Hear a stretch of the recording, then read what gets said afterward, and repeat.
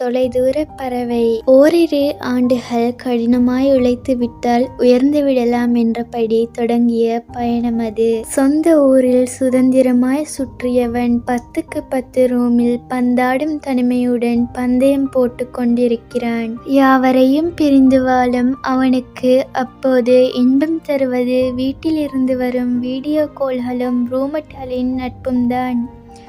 நல்லாயிருக்கிறியா என்ற தாயின் ஒற்றை குரலில் மறைந்து போகிறது அவனின் வலியும் வேதனையும். உனக்கென்னப்பா $1 சம்பளம், சில வேளை இதுவே அவன் காதுகளில் ஒலிக்கும் தினசரி ராகம். ஆனால் அவன் மனதின் சோகமெல்லாம் மௌன ராகம்தான். வெகுநாள் கழித்து சொந்த ஊர் சென்றாலும் சுற்றம் காண்பது எல்லாம் அவன் கைகளைத்தான். கோடாரி தைலத்திற்கு உள்ள மதிப்பு அவனுக்கு இல்லையோ?